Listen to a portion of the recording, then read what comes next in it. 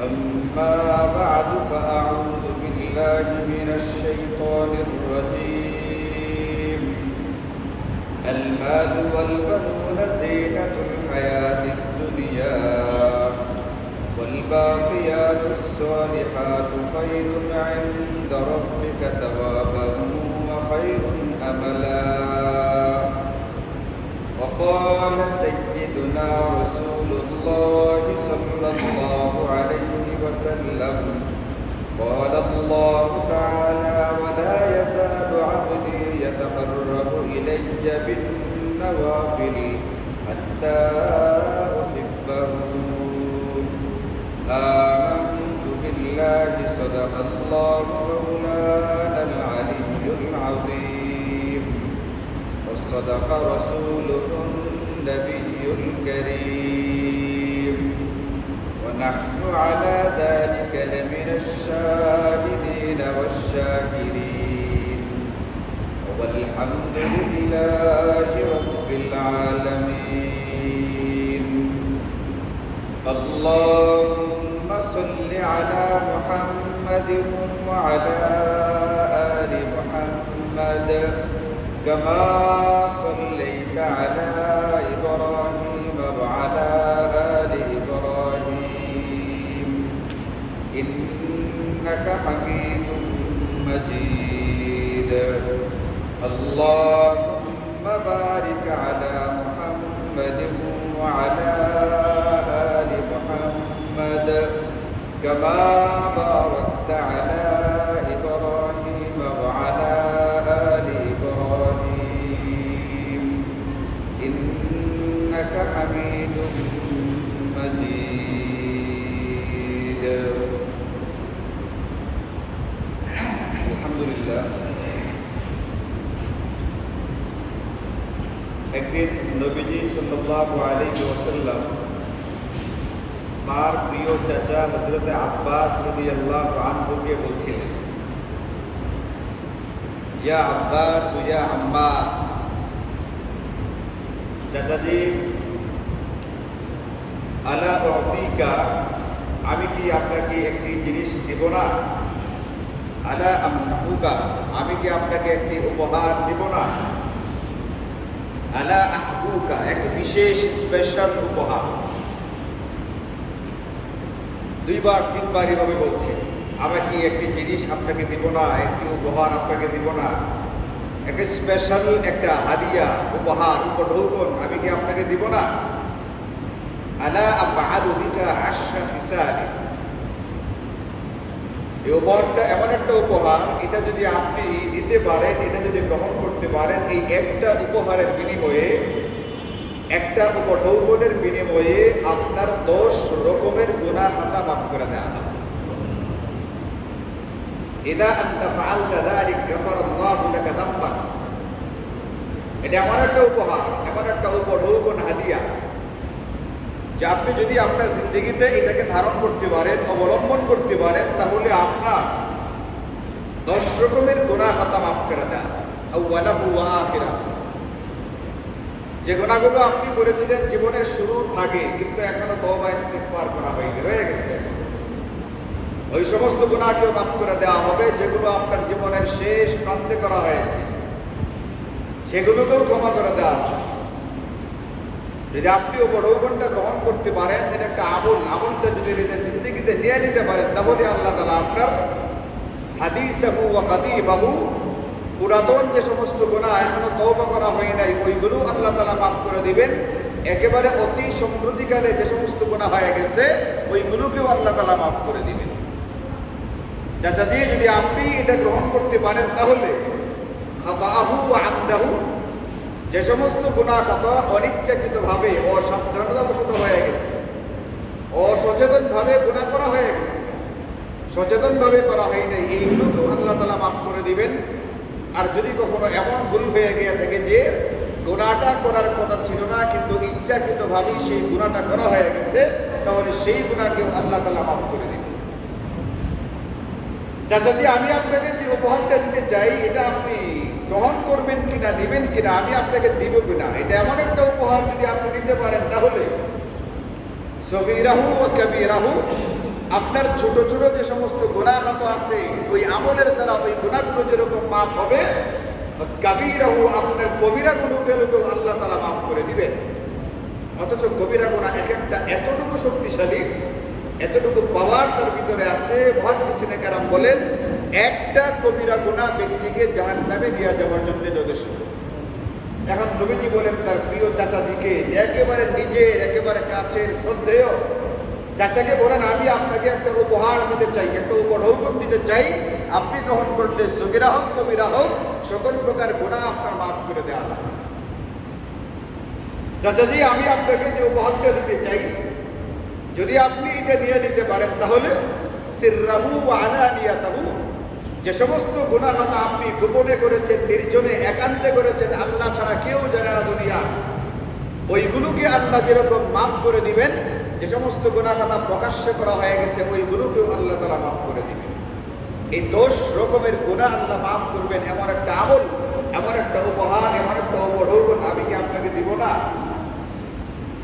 গুনাহ যত রকমের হোক না কেন, সেটা হতে পারে শুরুর জামানার, হতে পারে শেষ জামানার, হতে পারে নতুন, হতে পারে পুরাতন, হতে পারে ইচ্ছাকৃত, হতে পারে অনিচ্ছাকৃত, হতে পারে ছোট, হতে পারে বড়, হতে পারে সেটা প্রকাশ্যে অথবা গোপনে, যে রকমই হোক না কেন, এই যে 10 রকমের গুনাহ হতার কথা বলা হলো, যদি আপনি আমলটা ইদা আনতা ফাআলতা যালিকা যদি আপনি করে ফেলতে পারেন, আপনার জিন্দেগিতে আমার দেওয়া উপহারটাকে আপনি নিয়ে নিতে পারেন, আপনার এই 10 রকমের অর্থাৎ সকল রকমের গুনাহ হতাগুলোকে মাফ করে দেওয়া হবে। নবীজি এই হাদিসে পাকের মধ্যে তার চাচাজি হযরতে আব্বাস রাদিয়াল্লাহু আনহুকে এটাও বলতেছিলেন, চাচাজি, নবীজি যে উপহারটা দিচ্ছেন এটা মূলত একটা আমল, এবং অন্যান্য হাদিস দ্বারা এটা প্রমাণিত। নবীজির এক একটা হাদিস, এক একটা আমল, নবীজির এক একটা শিক্ষা, এটি উম্মতের জন্য একটা বিশাল বিশাল উপহার, একটা বিশাল বিশাল হাদিয়া, উপঢৌকন, এইগুলো আমাদের জিন্দেগিতে থাকার কথা। আমি দুনিয়ার সাধারণ উপহার উপঢৌকনটাকে যতটুকু গুরুত্ব দিয়ে গ্রহণ করি, আসমান থেকে দেওয়া আসমানি এই উপহারগুলো উপঢৌকনগুলোকে ওইভাবে গ্রহণ করতে চাই না। এই জন্য একদিন সাইয়্যিদুনা হযরতে আবু হুরায়রা রাদিয়াল্লাহু আনহু একদিন বাজারে গিয়ে বললেন, আরে তোমরা সবাই বাজারে ঘোরাফেরা করো, কেউ দোকানদারি করো, কেউ কেনাকাটা করো, তোমরা আছো দোকানে কেনা বেচা নিয়া, দোকানে কেনাকাটা নিয়া, আর ওদিকে নবীজির রেখে যাওয়া মেরাজ, নবীজির রেখে যাওয়া ত্যায্য সম্পত্তি মসজিদে বন্টন করা হচ্ছে। ওদিকে বন্টন করা হচ্ছে, একজন মানুষ নবীজির রেখে যাওয়া সম্পদ নিয়ে নিচ্ছে, আর তোমরা এখানে এখনো বাজারে বসে আছো, তাড়াতাড়ি মসজিদে যাও, গিয়ে নবীজির রেখে যাওয়া সম্পদ, ত্যায্য সম্পদের একটা হিস্সা নিজের জিন্দেগিতে গ্রহণ করার চেষ্টা করো। বাজার থেকে দোকানদারও দৌড় দিয়ে মসজিদে গেছে, বাজারে যারা ক্রেতা ছিল তারাও দৌড়ে মসজিদে গেছে, মনে করছে মসজিদে না জানি কি বন্টন হইতেছে, নবীজির রেখে যাওয়া ত্যায্য সম্পদ মিরাজগুলো বন্টন করা হচ্ছে মসজিদে, আর আমরা বাজারে বসে আছি, দৌড়ে সব লোক মসজিদে গেছে, গিয়া থেকে একদল লোক ওখানে বসে বসে তালিম করে, আরেকজন লোক তালিম শুনে, আবার এসে থেকে একজন লোক বসে বসে জিকির করতেছে, আল্লাহ আল্লাহ তাসবিহ পড়ে, আরেকজন লোক থেকে কুরআনুল কারীমের তেলাওয়াত করতেছে, আরেকজন লোক থেকে দাঁড়ায় দাঁড়ায় নামাজ পড়তেছে। এখানে নামাজ পড়া হচ্ছে, জিকির করা হচ্ছে, তেলাওয়াত করা হচ্ছে, তালিম হচ্ছে, তালিম করা হচ্ছে, তালিম শোনা হচ্ছে, কোনো সম্পদ বা মেরাজ বন্টনের কোনো ঘটনা মসজিদে দেখা গেল না। এই মানুষগুলো আবার বাজারে গেছে, বাজারে গিয়ে হযরত আবু হুরায়রাকে পাইছে, এই নিয়ে কি কথা বললাম, মসজিদে মেরাজ বন্টন হইতেছে, নবীজির রেখে যাওয়া সম্পদ, ওই আমরা থেকে কিছুই ওখানে পাইলাম না। আবু হুরায়রা বললেন, কেন তোমরা কি দেখো নাই ওখানে তালিম হচ্ছে? বলে হ্যাঁ দেখছি। তোমরা কি দেখো নাই মসজিদে একজন লোক নামাজ পড়ে? বলে হ্যাঁ দেখছি। তোমরা কি দেখো নাই মসজিদে একজন লোক জিকির করতেছে? বলে হ্যাঁ এটাও কে পেয়েছি। তোমরা কি দেখো নাই একজন লোক মসজিদে কুরআনুল কারীমের তেলাওয়াত করে? বলে হ্যাঁ ওইটাও পেয়েছি। আরে বুকার দল, এইগুলোতেই হচ্ছে নবীজির রেখে যাওয়া মেরাজ। এই নামাজ, এই জিকির, এই তেলাওয়াত, এই তালিম, এইগুলো হচ্ছে নবীজির রেখে যাওয়া মেরাজ, নবীজির রেখে যাওয়া ত্যায্য সম্পদ, নবীজির রেখে যাওয়া অমূল্য উম্মতের জন্য হাদিয়া আর উপহার, উপঢৌকন। এইগুলোই তো নবীজির পক্ষ থেকে আমাদেরকে দেওয়া। এইগুলো যার জিন্দেগিতে যে পরিমাণ থাকবে, তার দুনিয়া আর পরকাল সেই পরিমাণ সজ্জিত হবে। আল্লাহ কুরআনুল কারীমে বলছেন এটা, আল মাল ওয়াল বানুনা যিনাতুল হায়াতিদ দুনিয়া। দুনিয়ার সহায় সম্পদ, দুনিয়ার সন্তান সন্ততি, দুনিয়ার দল বল জনবল অনুসারী যারা আছে, এরা সব হচ্ছে দুনিয়ার চাকচিক্য, দুনিয়ার সৌন্দর্য, এইগুলো একটাও পরকালে টিকবে না, এইগুলোর একটার কোনো মূল্য পরকালে নেই। যেমন আমেরিকাতে গেলে বাংলাদেশের টাকার কোনো মূল্য নাই, ওখানে ডলার ছাড়া কোনো কিছুই গ্রহণযোগ্য হয় না। ঠিক অনুরূপভাবে যখন মানুষটা মৃত্যুবরণ করবে, তার কিয়ামত শুরু হবে। যে ব্যক্তি মারা গেল তার পরকাল, তার কিয়ামত শুরু হয়ে গেল। যে ব্যক্তির কিয়ামত শুরু হয়ে গেছে, এই ব্যক্তির জিন্দেগিতে একমাত্র যেটা চলবে ওই জিনিসটা আমলে সালেহ লাগবে, না তার মাল কোনো কাজে আসবে, না তার সন্তান সন্ততি কোনো কাজে আসবে। এই জন্য আল্লাহ বলছেন, আল মাল ওয়াল বানুনা জিনাতুল হায়াতিদ দুনিয়া। মাল, সহায় সম্পদ, সন্তান সন্ততি, অনুসারী, জনবল, লোকবল। এই যে মব ভাইলেন্সের ভিতরে আমি ডাক দিলে শত শত মানুষ নাইমা আসে, জলজ্যান্ত জীবন্ত মানুষটাকে দলবদ্ধভাবে পিটিয়ে হত্যা করে ফেলি, জলজ্যান্ত মানুষটাকে দলবদ্ধভাবে সন্ত্রাস করে তাকে কত বিক্ষত করি। এই যে তোমার অনুসারী, অনুকরণকারী, তোমার লোকবল যারা আছে, এইগুলো দুনিয়ার জিনিস। এটা একদিকে তোমার দম ফুরাবে, পরকালে এটা বিন্দুমাত্র কোনো কাজে আসবে না। কিন্তু সলিহাত মানে এমন আমল যেটা বাকিয়াত মানে বাকি থাকে, যেটা স্থায়ী হয়, যেটা অমর হয়। আল বাকিয়াতুস সলিহাত, ওই আমলগুলো তুমি করো যে আমলগুলো পরকালেও বাকি থাকবে, এটা তোমার জন্য অধিক উত্তম হবে। এবং এটার বিনিময়ে তুমি পরকালে চরম বা পরম রকমের আশা করতে পারো, আশাবাদী হতে পারো এই আল বাকিয়াতুস সলিহাতের মাধ্যমে। এই জন্য নবীজি তার চাচাকে যে দিলেন আমলটা, একটা উপহার দিলেন, উপঢৌকন দিলেন, এটা দুনিয়ার কোনো সহায় সম্পদ না। দুনিয়ার কোনো সহায় সম্পদকে এটা নবীজির উপহার বলাই হয় না। নবীজির পক্ষ থেকে উপহার, উপঢৌকন হচ্ছে তার রেখে যাওয়া শিক্ষা, তার রেখে যাওয়া সুন্নাহ, তার রেখে যাওয়া হাদিস, তার রেখে যাওয়া আমলগুলো, তার রেখে যাওয়া শরীয়ত, তার রেখে যাওয়া দ্বীন। এই দ্বীনের যে যতটুকু পরিমাণ হাসিল করবে তার জিন্দেগিতে, তার পরিবারে, তার ঘরের ভিতরে, মনে করতে হবে নবীজি সেই পরিমাণ উপহার বা উপঢৌকন তার ঘরের ভিতরে ঢুকে গেছে।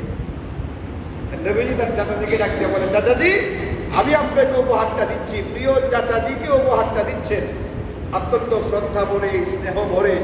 নবী হিসেবে তিনি চাচার চেয়ে বড়, আবার আত্মীয়তার দিক থেকে তিনি চাচা আমার নবীজির চেয়ে বয়সে বেশি।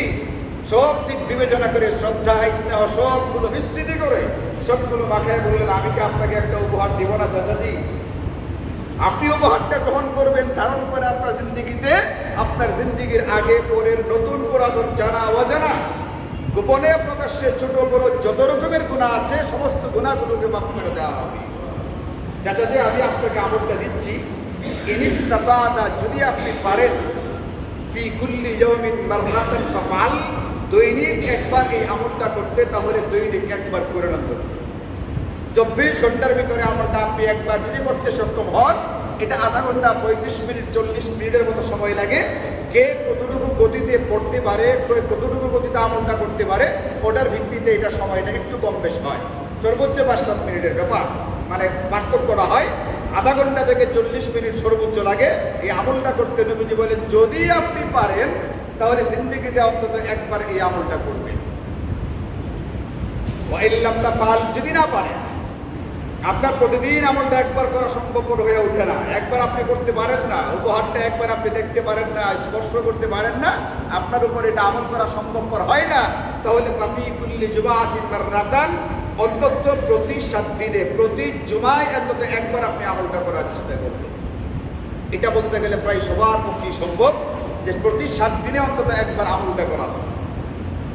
নবীজি যেটাকে খুবই গুরুত্ব দিয়া 2বার 3বার বলে এরপরে তার প্রিয় চাচাকে দিলেন আমলটা, এটাকে বললেন যদি আপনি দৈনিক না পারেন তাহলে অন্তত সপ্তাহে একবার আমলটা করবেন।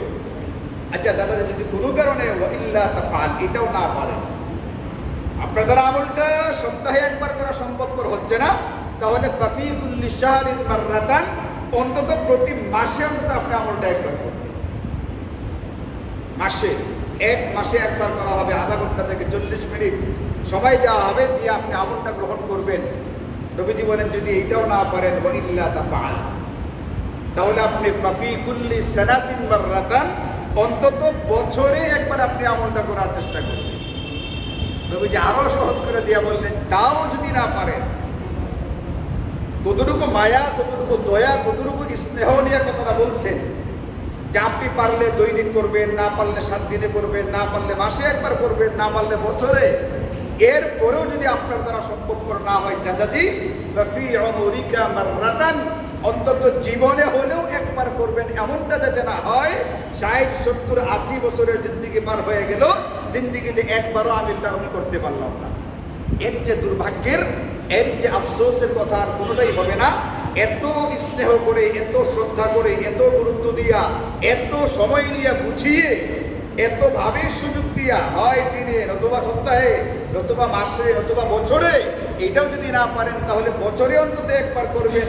এই আমলটা যদি কোনো ব্যক্তি জীবনেও যদি একবার করতে না পারে, এটা অবশ্যই তার জন্য অতি দুর্ভাগ্যের এবং অতি হতাশার একটা কথা হবে, অতি হতাশার একটা ব্যাপার হবে। এবার আপনি বলেন, আপনারা বলেন, আমাদের জিন্দগিতে আমলটা 2-4 বার থাকা উচিত না উচিত না? আমাদের আকাবির আসলাফ ওনারা বলতেন, আসলে শুক্রবারে জুমার ওয়াক্ত হয়ে যাওয়ার পরেই মুসল্লিদের কথা মসজিদের দিকে চলে যাওয়া, বাক্যারা ও বেতাকারা, যাদের তেমন কোনো ব্যস্ততা নাই, তার উচিত হচ্ছে শুক্রবারে জুমার ওয়াক্ত হয়ে গেলেই মসজিদে চলে যাওয়া। বিশেষ করে আজান হয়ে গেলে তখন তো তার অন্য কোনো কাজকর্ম করা জায়েজই নাই। জুমার দিন জুমার আজান হয়ে গেলে তখন দুনিয়াবি অন্যান্য হালাল বা বৈধ কাজগুলো অবৈধ হারাম হয়ে যায়। তো যেহেতু অন্যান্য কাজকর্ম করা আমার জন্য নিষিদ্ধই হয়ে যায়, এই জন্য আমার তখন মসজিদে যাওয়া ছাড়া কোনো সুযোগ বা বিকল্প থাকে না। এই জন্য প্রত্যেকটা মুসল্লির উচিত জুমার ওয়াক্ত হয়ে যাওয়ার পরেই মসজিদে চলে যাওয়া, এবং যদি কোনো ব্যক্তি ওয়াক্ত হওয়ার সঙ্গে সঙ্গে মসজিদে আসতে পারে তাহলে জুমার বয়ান শুরু করার আগেই ওই আমলটা তার দ্বারা হয়ে যাওয়ার সম্ভব এবং সহজ। আমলটা কি? আমলটা হলো, আমরা আলোচনা করছি গত 2 সপ্তাহ যাবৎ সুন্নত এবং নফলের ব্যাপারে। প্রথম সপ্তাহে আলোচনা করলাম জুমার দিনের জুমার আগে পরের সুন্নতের ব্যাপারে। পরের সপ্তাহে আলোচনা করা হলো সারাদিনে 24 ঘন্টায় 12 রাকাত সুন্নতে মুআক্কাদা আছে, এইগুলোর ব্যাপারে। পরের সপ্তাহে আলোচনা করলাম সুন্নতে মুআক্কাদা ছাড়াও সুন্নতে জায়েদা অথবা মুস্তাহাব নফল কিছু নামাজ আমাদেরকে দেওয়া আছে, এইগুলোর ব্যাপারে। আজকে বলছি এই জাতীয় নফল একটা নামাজের ব্যাপারে। এই ব্যাপারে আল্লাহ তাআলা নিজে হাদিসে পাকের মধ্যে বলেন, ওয়ালা ইয়াযালু আবদি ইয়াতাকাররাবু ইলাইয়া বিন নওয়াফিল হাত্তা উহিব্বাহু, বান্দা যত নফল করতে থাকে সে তত আমার নিকটবর্তী হতে থাকে। সে যত বেশি নফল করতে থাকে, নফল বিন নওয়াফিল, ফরজটা তো পড়তেই হয়, না পড়লে তার কোনো উপায় নেই, তার কোনো গতি নেই, ফরজ তো পড়তেই হবে। কিন্তু বান্দা যেটা তার উপরে জরুরি না, তার উপরে ফরজ না, তার উপরে ওয়াজিব না, শুধুমাত্র আল্লাহ পাকের মহব্বতে, আল্লাহ পাকের টানে, আল্লাহ পাকের প্রেমে উৎসাহিত হয়ে যে ব্যক্তি নফল করতে থাকে, আল্লাহ নিজে বলেন, ওয়ালা ইয়াযালু আবদি ইয়াতাকাররাবু ইলাইয়া বিন নওয়াফিল, এই ব্যক্তি যত নফল করতে থাকে সে আল্লাহ পাকের তত বেশি নৈকট্য হাসিল করতে থাকে। আল্লাহ বলেন, একটা সময় এমন হয় হাত্তা উহিব্বাহু, আমি তাকে ভালোবাসতে শুরু করি। এই জন্য আমার আপনার জিন্দগিতে নফলের গুরুত্ব আছে। ফিকহি পরিভাষা বা নামের বিবেচনায় এটা ফরজ বা ওয়াজিব না, কিন্তু সুন্নাত বা নফলের গুরুত্ব আমার আপনার জিন্দগিতে আছে আল্লাহ পাকের নৈকট্য লাভের জন্য, আল্লাহ পাকের নিকটবর্তী হওয়ার জন্য, আল্লাহ পাকের মহব্বত হাসিল করার জন্য। এই জন্য আমরা যে নামাজগুলো পড়ি এইগুলোর ভিতরে এই জাতীয় একটা নফল নামাজ, যেটা নবীজি এত ভূমিকা করে, এত স্নেহ এবং শ্রদ্ধার সঙ্গে এতটা বুঝিয়ে তার চাচাজিকে বললেন, চাচাজি আপনি জিন্দিগিতে আমলটা অন্তত একবার হলে করবেন, পারলে দৈনিক, না পারলে সপ্তাহে, না পারলে মাসে, না পারলে বছরে, আর না হলে জিন্দিগিতে অন্তত একবার হলেও করবেন। এই আমলটার নাম হচ্ছে সলাতুত তাসবিহ। সলাত মানে নামাজ, তাসবিহ মানে এই নামাজটার ভিতরে তাসবিহগুলোকে 300 বার করতে হয়, এই জন্য এই নামাজটাকে বলা হয় থাকে সলাতুত তাসবিহ। এই নামাজটার কথাই নবীজি তার চাচাকে বলছেন 4 রাকাত নামাজ অন্তত জীবনে হলেও যাতে একবার পড়া হয়। আচ্ছা, এখানে আমরা যারা এখন এই মুহূর্তে আজকে উপস্থিত আছি, সলাতুত তাসবিহ নামাজটা জীবনে অন্তত একবার হলে পড়া হয়েছে এমন কারা আছেন? একটু হাত তুলবেন। মাশাআল্লাহ, আল্লাহ তাআলা কবুল করুন। যাদের এখনো পড়ার সুযোগ হয় নাই তারা অতি দ্রুত, অনতি বিলম্বে, কোনো রকমের বিলম্ব করা ছাড়া অতি দ্রুত আমার আপনার জিন্দিগিতে আমল নামার ভিতরে এই আমলটাকে তুলে ফেলবার চেষ্টা করি। আইডি কার্ড না থাকলে যত দ্রুত করার চেষ্টা করা হয়, রেশন কার্ড না থাকলে দ্রুত করার চেষ্টা করা হয়, জন্ম নিবন্ধন দ্রুত করার চেষ্টা করা হয়, দুনিয়াবি বিভিন্ন রকমের কাজ আমি দ্রুত করার চেষ্টা করি, আমার আমল নামায় যেন অতি দ্রুত সালাতুত তাসবিহ আর আমলটা, যেটা নবীজি তার চাচাজিকে অতি গুরুত্বের সঙ্গে অতি বুঝে শুনে লম্বা ভূমিকা করে আলা অতিকা আলা আমনাহুকা আলা আফআলু বিকা খাশা খিসালিন আলা আমহুকা আহবুকা বিভিন্ন রকমের কথাবার্তা বলে তারপরে আমলটা দিয়েছেন। অতি অবশ্যই আমাদের আমল নামায় সেটাকে তুলে নেওয়া চাই একবার হলেও। এবার আপনি বলবেন যে জীবনে একবারই পড়বো, 70-75 হোক তারপরে ইনশাল্লাহ পড়ে নিন, তাহলে কি আর হবে? 70-75-এর গ্যারান্টি কার্ড আছে আমাদের কারো কাছে? তাহলে 70-75 বয়স হইলে এরপরে ইনশাল্লাহ একবার আমল নামায় উঠাই নিব সেই আশা করে লাভ নাই। আমলটা করে ফেলা যায়, আপনি একবার করে দেখেন, একটু কষ্ট হবে, দ্বিতীয়বার আরেকবার করবেন আরো সহজ হবে, তৃতীয়বার আরেকবার করা হবে আরো সহজ হবে। এইভাবে ইচ্ছা করলে দৈনিক প্রতি শুক্রবারেই আমরা চাইলে আমলটা করতে পারি। যদি জুমার রক্ত হয়ে যাওয়ার পরপরই মসজিদে আসি, তাহলে বয়ান শুরুর আগে আধা ঘন্টা থেকে 35 মিনিটের মতো সময় লাগে, এই আমল দ্বারা হয়ে যাওয়াটা সম্ভবপর। এটার নিয়মটা কি? নবীজি নিজে শিখিয়েছেন তার চাচাকে। এইভাবে তুমি 4 রাকাত সালাতুত তাসবিহ নামাজ পড়ার নিয়তে তাকবীরে তাহরিমা বলবে আল্লাহু আকবার। 4 রাকাত সালাতুত তাসবিহ আর নামাজ পড়তেছি আল্লাহু আকবার, শুরু হয়ে গেছে। যথারীতি নফল নামাজ যেভাবে পড়ি আমরা সেভাবে সুবহানাকাল্লাহুম্মা সানা পড়া হবে, এরপরে আউযু বিল্লাহ বিসমিল্লাহ পড়ে সূরা ফাতিহা পড়া হবে, এরপরে অন্য আরেকটা ছোট্ট সূরা মিলাই নিতে হবে। সূরা হয়ে যাওয়ার পরে আপনি 15 বার পড়বেন দাঁড়িয়ে থেকে, সুবহানাল্লাহি ওয়াল হামদুলিল্লাহ ওয়া লা ইলাহা ইল্লাল্লাহু আল্লাহু আকবার। এই যে তাসবিহটা পড়া হবে, যেহেতু এই তাসবিহগুলো 4 রাকাত নামাজে 300 বার পড়া হয়, প্রতি রাকাতে 75 বার, এই জন্য নামাজটাকে বলে সালাতুত তাসবিহ। সুবহানাল্লাহি ওয়াল হামদুলিল্লাহ ওয়া লা ইলাহা ইল্লাল্লাহু আল্লাহু আকবার। সূরা কেরাতের পরে দাঁড়িয়ে থেকে কয়বার? 15 বার পড়া হয়ে গেছে। এরপরে আপনি আল্লাহু আকবার বলে রুকুতে গেলেন, রুকু থেকে রুকুর তাসবিহটা 3 বার 5 বার পড়বেন। সুবহান রাব্বিয়াল আযীম 3 বার বা 5 বার 7 বার আপনি যদি রুকু পারেন পড়লেন, পড়ার পরে রুকুতে থেকে আবার 10 বার তাসবিহটা পড়া হবে। সুবহানাল্লাহি ওয়াল হামদুলিল্লাহ ওয়া লা ইলাহা ইল্লাল্লাহু আল্লাহু আকবার কয়বার? তাহলে আগের 15 আর 10 কত হলো? 25। এবার আপনি সামি আল্লাহু লিমান হামিদা বলে দাঁড়ান এবং দাঁড়িয়ে রব্বানা ওয়া লাকাল হামদ এটা পড়েন। পড়ার পরে সিজদায় যাওয়ার আগে দাঁড়িয়ে থেকে আবার 10 বার পড়েন, সুবহানাল্লাহি ওয়াল হামদুলিল্লাহ ওয়া লা ইলাহা ইল্লাল্লাহু আল্লাহু আকবার। তাহলে দাঁড়িয়ে আর 10 বার হলে মোট কত হলো? 35। এবার আপনি আল্লাহু আকবার বলে সিজদায় যান, সিজদায় গিয়ে সিজদার তাসবিহটা প্রথমে 3 বার 5 বার 7 বার আপনার মতো করে আপনি পড়েন। পড়ার পরে সিজদায় থেকে আবার এটাকে 10 বার পড়েন। কয়বার হয়ে গেল? 45। এবার আল্লাহু আকবার বলে উঠবেন, ওইটা রব্বিগফিরলি ওয়ারহামনি অথবা আল্লাহুম্মা গফিরলি যামবি, মানে যে যতটুকু পারেন। ছোট্ট একটা দোয়া আছে 2 সেজদার মাঝখানে, যার যার মতো করে যতটুকু পারেন সংক্ষিপ্ত আকারে হলেও রব্বিগফিরলি অন্তত এতটুকু হলেও পড়েন। পয়রা বৈশা থেকে আবার 10 বার পড়েন। কত হয়ে গেল? 55। এবার আবার তাকবীর বলে সিজদায় যান, সিজদায় গিয়ে আবার সিজদার তাসবিহটা পড়েন, পয়রা আবার 10 বার পড়েন। কত হইল? 65। এবার আল্লাহু আকবার বলে ওইটা বসেন। আপনার তো প্রথম রাকাতিটা দাঁড়িয়ে যাওয়ার কথা, এখানে দাঁড়াবেন, ওইটা বৈশা আবার 10 বার করবেন, সুবহানাল্লাহি ওয়াল হামদুলিল্লাহ ওয়া লা ইলাহা ইল্লাল্লাহু আল্লাহু আকবার। এই মোট কত হয়ে গেল? 75 বার হয়ে গেল। আপনার 1 রাকাত পূরণ হয়ে গেল। এবার আপনি সোজা দাঁড়ায় একটা বলতে, 2টা বললে বেশ লেগে এমনি তো বুঝছেন না, 75 বার সোজা কথা না জিনিসটা, প্রতি রাকাতে কতবার হয়ে গেল গা? 75 বার হয়ে গেল 1 রাকাতে। আপনার 1 রাকাত সম্পূর্ণ হয়ে গেছে। ঠিক একই নিয়মে আপনি আরো 3 রাকাত পড়বেন। 3 রাকাতে এইভাবে তাসবিহটা 75 বার করে পড়বেন। এত করে মোট কয়বার পড়া হবে? 300 বার পড়া হবে। এই জন্য এই নামাজের নাম সালাতুত তাসবিহ।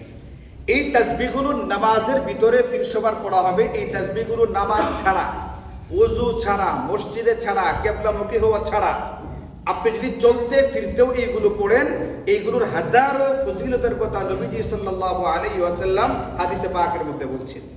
যার জিন্দেগিতে রোজ 100 বার পড়া হয় এই তাসবিহটা, নবীজি বলেন যে ইন কানাত মিসলা জাবাদিল বাহার, এই লোকের গুনাহ যদি সমুদ্রের ফেনা বরাবর হয় এরপরও আল্লাহ পাক মাফ করে দেন। হযরত নূহ আলাইহিস সালাম তার ছেলেকে নসিহত করতে গিয়ে বলছিলেন, ওই নসিহতটা নবীজি আমাদেরকে শুনিয়েছেন, ইন্নী উসিকা বিসুবহানাল্লাহি ওয়া বিহামদিহি। হযরত নূহ তার ছেলেকে বলছেন, একজন পিতা যিনি নাকি নবী, অনেক উঁচু পর্যায়ের জলিলুল কদর একজন নবী তার ছেলেকে নসিহত করতে গিয়ে বলছেন, উপদেশ দিতে গিয়ে বলছেন, আপনি চিন্তা করবেন কতটুকু গুরুত্বপূর্ণ হইলে একজন রাসূল পিতা তার সন্তানকে নসিহত করতে গিয়ে বলছেন, আমি তোমাকে বলি তুমি দৈনিক 100 বার পড়বে সুবহানাল্লাহি ওয়া বিহামদিহি। কেন পড়বে এটা? এটা এমন একটা তাসবিহ, এই তাসবিহ যে নাকি রোজ 100 বার পড়ে এই ব্যক্তির গুনাহ খাতা যদি সমুদ্রের ফেনা বরাবর হয় তাহলে যেমন মাফ করে দেওয়া হয়। এটার সবচেয়ে গুরুত্বপূর্ণ একটা ব্যাপার হলো ওয়া ইন্নাহা সালাতুল খালকি। আল্লাহ কুরআনুল কারীমে অসংখ্য আয়াতের ভিতরে বলছেন আসমান জমিনে যত মাখলুক আছে, মানুষ ছাড়াও তো বিভিন্ন রকমের মাখলুক আছে, জিন ছাড়াও বিভিন্ন রকমের মাখলুক আছে। একবারে আসমান বলেন, জমিন বলেন, বিভিন্ন রকমের পশু পাখি বলেন, প্রাণী বলেন, গাছগাছালি বলেন, ধুলাবালু বলেন, পৃথিবীতে অসংখ্য রকমের মাখলুক আছে। আল্লাহ কুরআনে বারবার বলছেন ইউসাব্বিহু লিল্লাহি মা ফিস সামাওয়াতি ওয়া মা ফিল আরদি। আসমানের জমিনে যত রকমের মাখলুক আছে এরা কিন্তু আল্লাহ পাকের তাসবিহ পড়ে। ওই তাসবিহটা কোনটা? নবীজি বলেন হযরত নূহ তার ছেলেকে বলছিলেন এটা ওয়া ইন্নাহা সালাতুল খালকি। পৃথিবীর সমস্ত মাখলুক যে তাসবিহটা পড়ে ওই তাসবিহটা হচ্ছে সুবহানাল্লাহি ওয়া বিহামদিহি, সুবহানাল্লাহি ওয়া বিহামদিহি ওয়া বিহা ইউরযাকুল খালকু। এই পৃথিবীর সমস্ত মাখলুকাতের রিজিক দেওয়া হচ্ছে। নবীজি বলেন এই পৃথিবীর সমস্ত মাখলুকের রিজিক দেওয়া হচ্ছে যে আমলটা, যে তাসবিহর বিনিময়ে, ওই তাসবিহটা হচ্ছে সুবহানাল্লাহি ওয়া বিহামদিহি, সুবহানাল্লাহি ওয়া বিহামদিহি। এতটুকু তাসবিহের বিনিময়ে গোটা পৃথিবীকে আল্লাহ তাআলা কত আগের থেকে শুরু করে দেন হিসাব নিকাশ নাই, আরো কতদিন যাবে পৃথিবী তারও কোনো হিসাব নিকাশ নাই। এক একটা প্রাণী, এক একটা হাতি, এক একটা তিমি কি পরিমাণ খাবার খাচ্ছে, সমুদ্রের বড় বড় আঙ্গুরগুলো কি পরিমাণ খাবার খাচ্ছে, আমার আপনার আন্দাজ শক্তির বাহিরে এই পরিমাণ রিজিক হাজার বছর ধরে আল্লাহ পাক দিয়ে যাচ্ছেন, আরো বহু বছর সামনে দিবেন। এটা কোন তাসবিহের বিনিময়ে? সুবহানাল্লাহি ওয়া বিহামদিহি। আমার আপনার জিন্দেগিতে রিজিকের দরকার আছে না নাই? রিজিক মানে টাকা পয়সার দরকার আছে, দরকার আছে না নাদিম ভাই? আওয়াজ দেখতেছি না কোন? হ্যাঁ, এই যে নাদিম ভাই জিজ্ঞেস করবেন রিজিক কি পরিমাণ দরকার, তার চেহারাই দেখি না সারাদিনে, বুঝলেন না জিনিসটা? তার টাকা পয়সার আমাদের দরকার আছে না? দরকার আছে না? টাকা পয়সার দরকার আছে, কাপড় চোপড় দরকার আছে না নাই? শীতের সময় পাতলা কাপড় পরলে চলবে? প্রচন্ড গরম, আপনাকে যদি খেতা দিয়ে কাপড় বানায় দেওয়া হয় চলবে? চলবে না। যখন যে ধরনের পোশাক উপযোগী ওই ধরনের পোশাক, এটা আমার রিজিক। আমার স্বাস্থ্যটা ঠিকঠাক থাকা, কোনো রকমের ওষুধ বিসুখের ভিতরে না পড়া, দৈনিক পেপারে পড়ি। এরা এমনভাবে খবরগুলো পরিবেশন করে আপনাকে আতঙ্কিত করবার জন্য, ভীত করবার জন্য। আর এমনি খবর আছে আপনার দৈনিক ডেঙ্গুতে 5 জন মারা গেছে, আজকে 7 জন হাসপাতালে ভর্তি হয়েছে। হাসপাতালে ভর্তি হয়েছে ডেঙ্গুতে, অন্য রোগে ভর্তি হয়েছে না, খালি ডেঙ্গুতেই ভর্তি হয়েছে। আর ডেঙ্গুতে যদি ভর্তি হয়ে থাকে, ডেঙ্গুর অসুবিধা যদি হয়, আপনাদেরই তো কাজ হচ্ছে, সরকারের কাজ হচ্ছে পরিবেশ পরিস্থিতি সুন্দর রাখা। এই যে উন্মুক্ত ড্রেন, খোলা ড্রেন, এটাকে আমি আপনি সাফ করতে পারবো? এটা তো একটা দায়িত্বশীল আছে, আমাদেরও দায়িত্ব আছে, কিন্তু ওইটার যে সরকারি দায়িত্বটা বেশি। আমাদের ব্যক্তিগতভাবেও কিন্তু পরিষ্কার পরিচ্ছন্নতার প্রয়োজনীয়তা আছে। এই ব্যাপারে ইসলাম বহু নির্দেশনা দিয়েছে, ওদিকে তো যাওয়ার সুযোগ নেই। তাহলে সুস্থ থাকা এটা একটা রিজিক, যে কোনো রকমের পেরেশানি থেকে মুক্ত থাকা এটা একটা রিজিক, সন্তান সন্ততি থাকা এটা রিজিক, একটা সংসার থাকা এটা একটা রিজিক, একটা সুন্দর নিরাপদ বাসস্থান বাড়ি থাকা এটা একটা রিজিক। আমি দৈনিক 5 ওয়াক্ত নামাজ মসজিদে জামাতের সঙ্গে পড়তে পারি, এটা একটা রিজিক। 24 ঘন্টার ভিতরে অন্তত 10, 15, 20 মিনিট আমার কুরআনুল কারীমের তেলাওয়াতের সুযোগ হয়, এটা একটা রিজিক। 24 ঘন্টার ভিতরে সুবহানাল্লাহি ওয়া বিহামদিহি তাসবিহ আমি কয়েকবার পড়তে পারি, এটা একটা রিজিক। আমার সন্তান আমার কথা মতো চলে, এটা একটা রিজিক। আমার সন্তানের নামে আমার কাছে অভিযোগ আসে না, আমার সন্তান আমাকে নেশার টাকার জন্য মারধর করতে চায় না, এটা একটা রিজিক। আমি যেভাবে চাই আমার সন্তান সেইভাবে চলে, আমার স্ত্রী সেইভাবে চলে, এটা একটা রিজিক। ভাই বোনদের, আত্মীয় স্বজনের সঙ্গে পরস্পরে মিল মহব্বতের সম্পর্ক ভালো আছে, মিল মহব্বতের সম্পর্ক আছে, এটা একটা রিজিক। দুনিয়াতে চলতে গেলে আমার যে বিষয়গুলো প্রয়োজন হয় এই সবগুলোকে মিলিয়ে বলা হয় রিজিক। এই রিজিক আমাদের দরকার আছে না নাই? হযরত নূহ তার ছেলেকে বলছিলেন, আর এই কথা নবীজি সাল্লাল্লাহু আলাইহি ওয়াসাল্লাম আমাদেরকে জানিয়েছেন, দৈনিক পড়ো সুবহানাল্লাহি ওয়া বিহামদিহি। আপনি বলবেন যে আমরা তো অনেকে পড়ি না, তাহলে রিজিক খাচ্ছি? রিজিক খাচ্ছি, রিজিক ভোগ করতেছি, আমি আপনি পড়ি না। কিন্তু আল্লাহ কুরআনে বারবার বলছেন আসমান আর জমিনের কোনো মাখলুক কিন্তু এই ক্ষেত্রে কোনো কি করে না, ত্রুটি। আসমান আর জমিনের মাখলুকাত গুলো জিকির করে, ওটার বদলা আর বিনিময়ে আমি আপনি জিকির না করেও কি করতেছি? আমাদের সমাজে অনেক এরকম আছে না, ঘরের ভিতরে 5 জন ভাই, কামাই করে মাত্র একজন, শুধুমাত্র বাবা কামাই করে, বাকি আর 5-7 জন সংসারে শুধু বসে বসে খায়। এরকম আছে না? আছে না? একজনের উসিলায় যেরকম বাকিরা খায়, অন্যান্য মাখলুকের জিকির করার বিনিময়ে আমি আপনি জিকির না করেও খাইতেছি। কিন্তু এটা কি উত্তম, নাকি আমারও কিছু কাজ করা উচিত? ঘরের ভিতরে বেকার যে ভাইটা আছে, বেকার, এই বেকার ভাইটা যে বেকার আছে, এই বেকার থাকাটাই উত্তম, নাকি যে ভাই কাজ করছে কাজ করাটা উত্তম? ওইখানে যেরকম কাজ করাটা উত্তম, বেকার থাকাটা উত্তম না। অন্যান্য মাখলুকাত, ছোট্ট একটা পাখি, ছোট্ট একটা পিপিলিকা, যে তাসবিহের মাধ্যমে আমার রিজিকের ফিকির করে, আর আমি গাফিলতির সঙ্গে দিনের পর দিন, মাসের পর মাস, বছরের পর বছর পার করে দেই, এটা কিন্তু উত্তম কোনো ব্যাপার না। এই জন্য আমার আপনার জন্য এই তাসবিহটা নামাজের বাইরে অনেক উপকারী একটা জিনিস। আল্লাহ কুরআনে বলছেন, ওয়াসাব্বিহুহু বুকরাতান ওয়া আসীলা। এই তাসবিহগুলো সকাল সন্ধ্যায় পড়বে, আল্লাহ পাকের হুকুম এটা, সকাল সন্ধ্যায় পড়ার জন্য আমাকে হুকুম দিয়েছেন।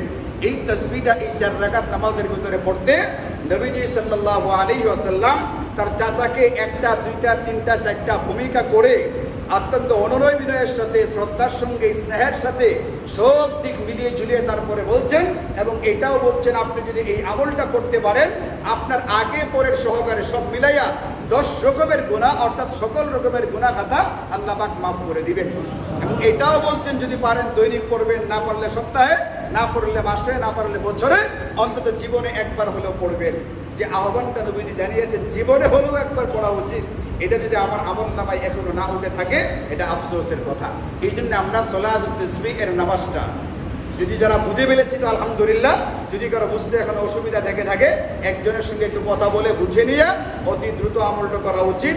এবং আমাদের আরও যেটা করা উচিত, আমাদের আকাবির আসলাফ আমাদেরকে যারা শিখিয়েছেন, প্রতি শুক্রবারে অন্তত একবার করা উচিত, পারলে বৃহস্পতিবারে রাত্রে।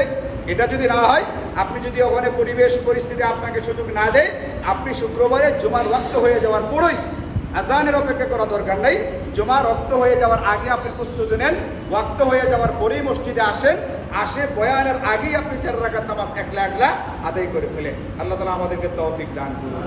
ওয়া আখিরু দাওয়ানা আলহামদুলিল্লাহি রাব্বিল আলামিন।